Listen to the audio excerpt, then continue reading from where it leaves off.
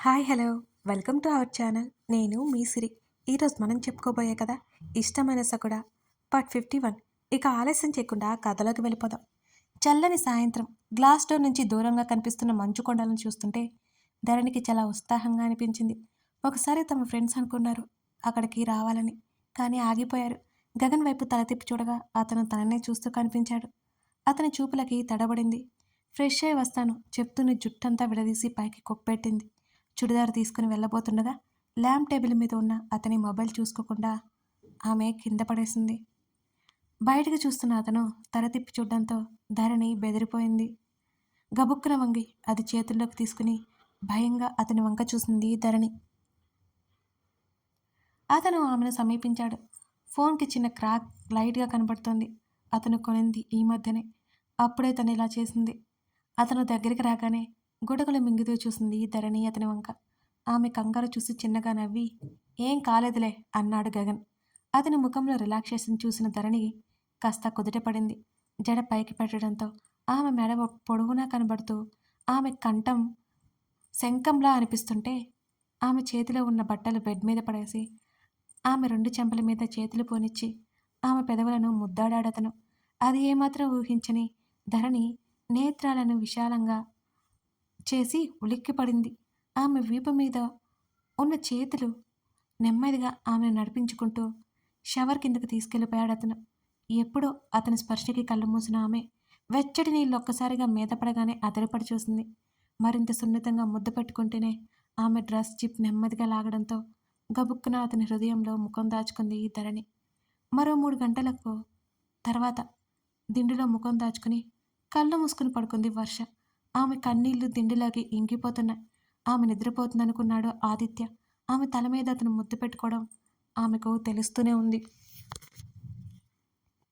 అతని mobile ring అవుతుంటే లేచి ఒళ్ళు విరుచుకుంటూ శరీరానికి టవల్ చుట్టుకొని మొబైల్ అందుకున్నాడు ఆదిత్య. వర్ష నిద్రపోతుందని అక్కడి నుంచి గదిలో నుంచి అతను బయటికి వెళ్ళిపోయాడు. అతను వెళ్ళిపోయాక ఆమె నోటి నుంచి ఏడుపు శబ్దం వినిపించింది ఆదిత్యకి. అసలు తనకి మతిపోయింది. ఏం చేస్తుంది తను? ప్రతి దాంట్లో ప్రాక్టికల్గా ఆలోచిస్తూ ఎప్పటికప్పుడు సేఫ్గా ఉండే తను పెళ్లికి ముందే ఇలా ఆదిత్యతో. ఇక వర్ష ఆలోచించలేకపోయింది. భారంగా అనిపిస్తున్న శరీరంతో మెల్లిగా లేచి కూర్చొని మోకాల మధ్య తలపెట్టుకుని ఆమె ఏడవసాగింది. ఏడ్చినా ఉపయోగం లేదు. తప్పంతా తనదే. ఫాస్ట్ కల్చర్లో పెరిగిన ఆదిత్యకి అదంతా చాలా కామన్. కానీ తనకి అలా కాదుగా. అతను వస్తున్నట్టు శబ్దం వినిపించగానే గబగబా బెడ్షీట్ చుట్టుకుని బాత్రూంలోకి వెళ్ళిపోయింది వర్ష. ట్యాప్ పెట్టుకుని ఏడవసాగింది వర్ష. తల కొట్టుకుంటూ ఆమె ఏడుస్తూనే ఉంది. ఆదిత్యనే తను ప్రేమించింది. తనని అతను ప్రేమించాడు. త్వరలో తమకు పెళ్లి కాబోతుంది. ఆదిత్య సైడ్ ఎటువంటి ఇబ్బంది లేదు. అయినా తను ఎందుకు తనకి తప్పు చేస్తున్న ఫీలింగ్ కలిగిస్తోంది? చల్లటి నీళ్లు శరీరం మీద పడుతుంటే అరగంట పాటు శరీరాన్ని నీటిగా వదిలేసింది వర్ష. అప్పటికి ఆమె ఎవరో చెబుతూనే అరుస్తూనే ఉన్నా ఉదయ్ అమృతని పట్టించుకోలేదు. ఆమెను బలవంతంగా ఎత్తుకొని అతని పర్సనల్ రూమ్లోకి తీసుకెళ్ళిపోయాడు ఉదయ్ అమృతని. అమృత అరుపులు కేకలు ఆ గది తలుపు చాటున నిలిచిపోయాయి. ఒక్కసారిగా మంచం మీదకి విసిరేసి, నువ్వు నా నుంచి తప్పించుకోలేవు ధరణి అంటూ చొక్కా తీసిస్తున్న ఉదయ్ మాటలకు అమృత అదిరిపడింది. ఆమె అతని మాటలు వింటుంటే బుర్ర పనిచేయడం ఆగిపోయేలా ఉంది ఆమెకి. ధరణి అంటే ధరణిని ఆమెకి ఇక విషయం అర్థం అవగానే తల తిరిగిపోయింది అమృతకి. ధరణి కోసమే అతని ఇదంతా చేశాడు అంటే ధరణి మీద అతని ఒపీనియన్. My God! అమృతకి తల బద్దలైపోతున్నట్టు అనిపించింది. ఉదయ్, నేను ధరణిని కాను. ఆమె గట్టిగా చెబుతూ ఎలాగైనా ఆ అపాయం నుంచి బయటపడాలని అమృత ప్రయత్నం చేస్తోంది. ఉదయ్ గట్టిగా నవ్వుతున్నాడు. ఇంకా సేపట్లో నువ్వు నా సొంతమైపోతావు. నేను నా నుంచి ఎవరూ కాపాడలేరు ధరణి. అతను మరింత గట్టిగానే నవ్వుతూనే చెప్తున్నాడు. అతను ఆ గది లాక్ చేయడం అమృత కనబడుతూనే ఉంది అమృతకి. ఆమె శరీరం ఆమె ఆధీనంలో లేకపోయింది. ఆమె కళ్ళకు ఉదయ్ తన మీదకి రావడం లీలగా అర్థమవుతూనే ఉంది. ఆ మంచం మీద నుంచి అటు ఇటు దూకేయాలనిపిస్తున్నా ఆమె శరీరం ఎటు కదలలేని పరిస్థితిలోకి వెళ్ళిపోయింది అమృతకి. ఉదయ్ స్పర్శ ఆమె శరీరానికి అర్థమవుతూనే ఉంది. ఆమె కనుకొనల నుంచి కన్నీళ్లు కారిపోతున్నాయి. ఏం చేయలేని నిస్సహాయ స్థితిలోకి వెళ్ళిపోయింది అమృత. వర్షు ఆదిత్య పిలవడంతో స్నానం చేసి గట్టిగా ఊపిరి తీసుకుని బయటకొచ్చింది వర్ష. తల నుంచి నీళ్లు కారిపోతున్నా పట్టించుకోలేదు వర్ష. భుజాల మీద టవల్ వేసుకుని మౌనంగా బయటకు వచ్చి తల దించుకుని నిలబడింది. మరో టవల్ తీసుకుని నెమ్మదిగా ఆమె జుట్టు తుడిచాడు ఆదిత్య. వర్ష మాట్లాడలేదు, మౌనంగా ఉంది అంతే. ఆమె జుట్టు ఆరేంత వరకు తుడిచి ఆమె భుజాలు పట్టుకుని తన వైపు తిప్పుకున్నాడు. ఆమె అతని వైపు తల ఎత్తి చూడలేదు. ఆమె గడ్డం పట్టి ముఖాన్ని పైకి ఎత్తాడు. ఆమె కళ్ళు అప్పటికి ఏడ్చి ఉబ్బి ఉన్నాయి. ఏడ్చావా అని అడిగాడు. ఆమె చూపు తిప్పుకుంది. కన్నీళ్లు బయటికి వస్తుంటే కష్టంగా ఆపుకుంది. ఆమె ముక్కు అదిరింది. వర్షు అంటూ ఆమెను నెమ్మదిగా దగ్గరికి చేర్చుకున్నాడు ఆదిత్య. నీకిది తప్పు అనిపిస్తే ఐఎమ్ రియల్లీ సారీ. నాకైతే ఇది తప్పు అనిపించడం లేదు. మా డాడీ వాళ్ళు వచ్చిన వెంటనే మన పెళ్లి గురించి మాట్లాడతాను.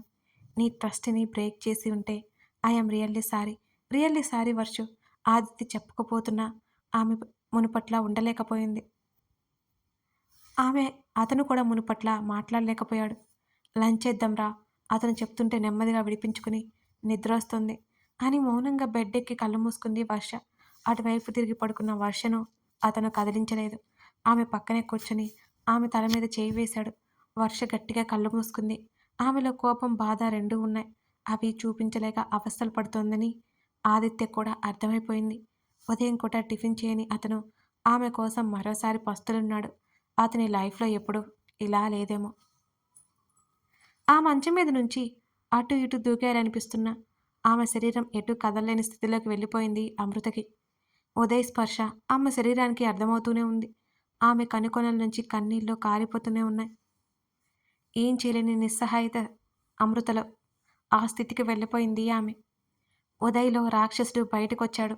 అతను ఏం చేస్తున్నాడో అతనికి తెలియనంత మత్తులో ఉన్నాడు ఉదయ్. అమృతకి నరకం చూపించాడు. ఆమె కన్నీళ్లు స్వేచ్ఛగా వెళ్ళిపోతున్నాయి తప్ప అడ్డుకోలేని పరిస్థితి ఆమెది. అమృత స్పృహ కోల్పోయింది నెమ్మదిగా. అయినా ఉదయ్లో రాక్షసత్వం పోలేదు. ఆమె కళ్ళు మూసుకోవడం అతనికి నచ్చలేదు. అమృత చెంపల మీద కొట్టడంతో ఆమె ఉలిక్కిపడి కళ్ళు తెరిచింది. ఆ నొప్పికి ఆమె వెక్కిళ్ళు పెట్టి ఏడవసాగింది. ఆమె ఏడుస్తుంటే చాలా తృప్తిగా అనిపించింది ఉదయ్కి. ఆమె జుట్టు పట్టి బెడ్ మీద నుంచి కిందకి పడేయడం తెలుస్తున్నా తప్పించుకోలేకపోయింది అమృత.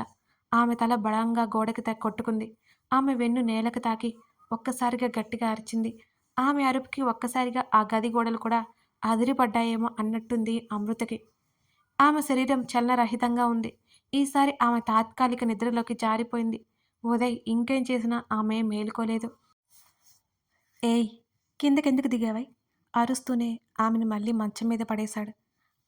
అప్పటికే అమృత రాలిన పువ్వులా నిశ్చలంగా ఉంది. ఉదయ్ అతన్ని రాక్షసకండ ఆపలేదు. ఎప్పటికో ఆమె పక్కన చేరి మత్తుగా నిద్రపోయాడు ఉదయ్. ప్రకాష్ భోజనం చేసిన తర్వాత ప్యూన్ మిగిలిన భోజనం తీసుకెళ్ళిపోయాడు. మరో గంట తర్వాత ప్యూన్ నోటి నుంచి నురగ కక్కుకొని పడిపోయాడని అతన్ని వెంటనే హాస్పిటల్కి చేర్చారు. అసలు విషయం ఏంటో అర్థం కాని ప్రకాష్ కూడా హాస్పిటల్కి వెళ్ళాడు. ఆఫీస్ అంతా అదంతా పెద్ద టాపిక్గా మారింది. ఆ ప్యూన్కి ఉన్న అలవాట్ల కారణంగా ఇలా జరిగిందని ఎవరో వాళ్ళలో వాళ్ళే అనుకుంటున్నారు. ఆ సన్నివేశం కోసం ఎదురు చూస్తున్న శివకుమార్ జరిగింది అర్థమవగానే నిరుత్సాహపడ్డాడు. గగన్ లేడు అనే విషయం తెలిసింది. ప్రకాష్ కూడా ఏమీ కాకపోవడంతో ఇంకా నిరుత్సాహం శకునిలో. అప్పటికే డాక్టర్కి డబ్బులిచ్చి మేనేజ్ చేసి ఫుడ్ పాయిజన్ అయిందని చెప్పించాడు శివకుమార్.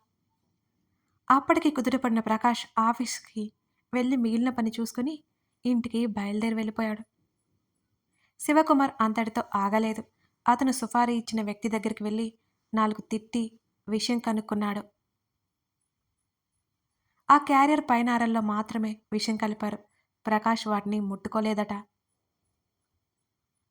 ఆయనకి పనిలో ఉండడంతో కింద క్యారియర్లో ఉన్న లైట్ ఫుడ్ తీసుకుని మిగతాది కదిలించలేదట. ఆ పైన ఉన్న అరల్లో ప్యూన్ తీసుకెళ్లి తినడం వల్ల హాస్పిటల్ పాలయ్యాడట.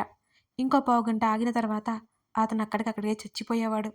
అతని అదృష్టం కొద్దీ చావు నుంచి బయటపడ్డాడు ఆ ప్యూన్. తన స్నేహితురాలు ఎంత కన్నీరు కారుస్తుందో ధరణికి తెలియలేదు ఆ క్షణం. ఎంతో నిశ్చింతగా తన శకుని కాగులిలో ధరణి ఇమిడిపోయింది. అతని చెయ్యి నేరుగా ఆమె వీపుని తాకుతుంటే ఆమె కుచించుకుపోసాగింది. నీళ్లు వెచ్చదనం నిమిషాల్లోనే ఆమె శరీరానికి చల్లదనాన్ని ఇస్తోంది.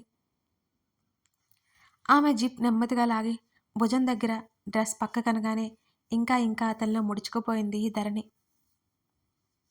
ప్రిపేర్ అయ్యుండు అని అన్న అతని మాటలు గుర్తుకు రాగానే ఆమె గుండె 100 దాటేసింది. ఆమె నునుపైన దేహం మీద నీటి ధారలు నిలవలేక జారిపోతున్నాయి. ఈరోజు ఏమి జరగబోతుందో ధరణికి తెలుసు. ఆమెకు చచ్చేంత భయంగా కంగారుగా ఉన్నా అతనికి అడ్డు చెప్పలేదు. అతని ఇష్టమే ఆమె ఇష్టం. అతని మీద ఉన్న నమ్మకం అలాంటిది. ఈ శరీరం అతనికే సొంతం కాకపోయినా అతని కోసమే ఎప్పటికీ. ఆమె భుజం మీద ఉన్న నీటి బిందువులను రుచి చూడ్డానికి అతని పెదవులు ఆతృతగా అందుకున్నాయి.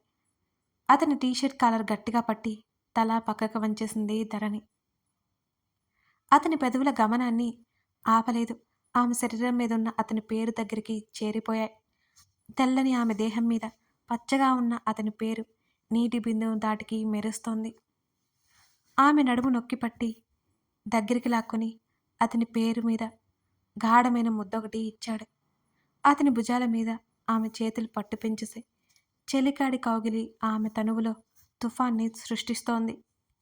ఇంతకుముందు ఇటువంటి పరవశం ఎరగని ఆ లేత తనువుకు అతని స్పర్శ తాకిన మొదలు ఈరోజు వరకు అదో కొత్త అనుభవం. అతని పెదవుల ప్రయాణం ఆమె హృదయం మీదకి చేరగానే ఆమె దేహంలో ప్రతి అణువు కదిలిపోతున్నట్టుగా అనిపించింది. ఇక ఆమె ఊపిరి ఆగిపోయేలా ఉంది ఆమెకి. ఆమె కష్టంగా అతని తలను దూరం జరిపి ఏంటిది ఆమె లోగొంతుకతో నెమ్మదిగా అడిగింది. ఆమె చేతిని పట్టుకుని వెనక్కి తిప్పి దగ్గరికి లాక్కున్నాడు. తెలీదా నీకు అంటూనే ఆమె మెడవంపుల్లో మరో అదర సంతకం చేశాడు అతను. మాటలు కరువైపోయాయి. వలపువాన వాళ్ళిద్దరినీ మెల్లిగా ముంచిపడేసింది. అతని చేయి ఆమె నడుము మీదకి నేరుగా చేరింది. మరోసారి ఆమె శరీరం ఝల్లుమంది. అతని చేతిని మరింత గట్టిగా పట్టుకుని అప్రయత్నంగా అతనికి అతుక్కుపోయింది. ఆమె జుట్టులోకి వేలిపోనిచ్చి మునివేళ్లతో ఆమె కొప్పును నెమ్మదిగా కిందకి జార్చాడు. ఓ జలపాత కిందకి దూకినట్టుగా ఆమె కురులు ఆమె నడుము భాగాన్ని దాటిపోయాయి. ఆమెలో చలి మొదలైపోయింది. కంగారు, బిడియం, భయం కాక మరికొన్ని వేల భావాలు ఆమెను చుట్టుముట్టి ఊపిరాడకుండా చేస్తున్నాయి అతని చర్యలకి. ఆమె కుర్తా ఆమె శరీరం నుంచి దూరమైంది. గబుక్కున అక్కడి నుంచి పారిపోవాలనిపించింది ధరణికి. అతడి నుంచి పక్కకు సర్దుకోవాలనుకుంటున్నా ఆమె ముంజేతిని పట్టి ఎదురుగా లాక్కున్నాడు. ఆమె హృదయపు లోయలు అతన్ని ఆహ్వానిస్తుంటే ఆమె భయం భయంగా చూస్తోంది అతని వంక. ఆమె కంఠాన్ని దాటిన అతని చూపుల దాటికి ఆమె చేతులు అడ్డుపెట్టుకుంది. కనీ కనిపించక ఊరిస్తున్న ఆమె దేహపు సౌందర్యం అతన్ని వశం తప్పేలా చేస్తున్నాయి. ఆమె ఆ ప్రయత్నంలో 2 అడుగులు వెనక్కి వేసి గ్లాస్ డోర్కి అతుక్కుపోయింది. పైనుంచి పడుతున్న నీటి దారిని కూడా లెక్క చేయని అతని చూపులు సూటిగా ఆమె వైపే ఉన్నాయి. కనీసం రెప్ప కొట్టకుండా చూపుల బాణాలు విసురుతుంటే ఆమె అతన్ని చూడనైనా చూడలేకపోతోంది. అతని టీషర్ట్ అతని శరీరం నుంచి వేరు అవ్వగానే ఆమె ఉలిక్కిపడింది. అతని దృఢమైన శరీరం మీద నీటి చెమ్మ ఓ కొత్త రకంగా కనబడుతోంది. టక్కున కళ్ళు దించేసుకుంది. అతని ఛాతీ మీద ముద్దు పెట్టుకోవాలనే విచిత్రమైన కోరిక కలిగింది ఆమెలో. మనసులోనే లెంపలేసుకుంది ధరణి. అమ్మో, ఎలా మార్చేశాడు అనుకోకుండా ఆమె ఉండలేకపోయింది. నెమ్మదిగా ఆమెను సమీపించి ఆమె చేతివేళ్లని అతని చేతివేళ్ల మధ్య బంధించాడు. దగ్గరగా ఉన్న ఇరు శరీరాలు చూస్తుంటే ఆమెకు ఊపిరి ఆగిపోయేలా ఉంది. ఎంత భారంగా కదులుతోంది ఆమె హృదయం. ఆమె 2 చేతులని అతని చేతులతో పాటు పైకి పెట్టి ఇరు దేహాలను దగ్గర చేసి ఆమె పెదవులని అందుకున్నాడు అతను. ఇక పూర్తిగా ఆమె శరీరం చలనరహితమైపోయినట్టు అనిపించింది. ఆమె స్పృహలో లేనట్టే ఉంది. అతను ఏం మాయ చేశాడో ఏమో మరి. తన శరీరాన్ని తన మెదడుని అతని దారికి తెచ్చేసుకున్నాడు. సింహం చేతుల్లో బందీ అయిపోయిన చిట్టెలుకలా అయింది ఆమె పరిస్థితి. దగ్గరైన ఇరు హృదయాలు ఒకదానితో ఒకటి ఏవో సంభాషించుకుంటున్నాయి. ఆమె చేతులు మెల్లిగా వదిలి ఆమె నడుం మీద ఒక చేతిని చేర్చి మరొక చేతిని ఆమె మెడవంపులో చేర్చేశాడు. ఆమె చేతులు అతని వీపుని చుట్టేశాయి. ఆమె మధువులతో అమృతం సేవించి నెమ్మదిగా ఆమె పెదవులు వీడి ఆమె ముఖంలోకి చూశాడు అతను. ఆమె కళ్ళు మూసుకొని ఊపిరి భారంగా పీల్చుకుంటూ ఊపిరాడట్లేదు అంటూ కష్టంగా పలికింది ధరణి. అలవాటవుతుందిలే అనగానే అదిరిపడ్డట్టు కళ్ళు తెరిచి అతని పెదవి చివరిన నవ్వు మెరవగానే ధరణికి చచ్చేంత సిగ్గు వచ్చి టక్కున కళ్ళు మూసుకుంది. ఆమెని బలంగా లాక్కొని కౌగిలించుకున్నాడు గగన్. ఎముకలు విరిగిపోతాయా అనేంతగా ఉన్న ఆ కౌగిలి కూడా ఆమెకు నచ్చింది. ఇక వెళ్ళు. ఆమె అతని నుంచి దూరం జరిగింది.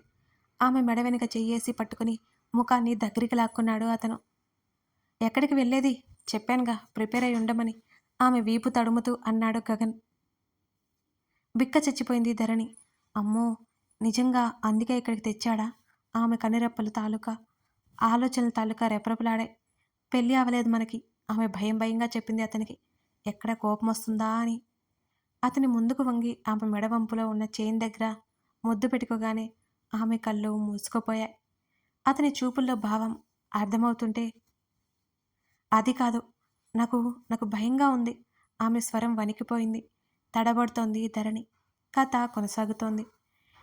ఒకవైపు ప్రకాష్ అయితే శకుని బారి నుంచి తప్పించుకున్నాడు.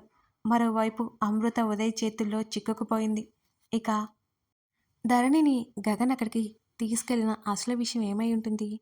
వీళ్ళు తిరిగి వచ్చేసరికి అమృతకి జరిగింది తెలిస్తే ధరణి ఎలా రియాక్ట్ అవుతుంది? తెలుసుకోవాలంటే మన కథని ఫాలో అవ్వాల్సిందే. కథ నచ్చితే లైక్ చేసి కామెంట్ చేయండి. మీ లైక్స్, మీ కామెంట్స్ చాలా చాలా అవసరం. అలాగే ఇప్పుడే మన ఛానల్ని చూస్తున్నట్లయితే సబ్స్క్రైబ్ చేసుకోండి. Thank you for watching this video.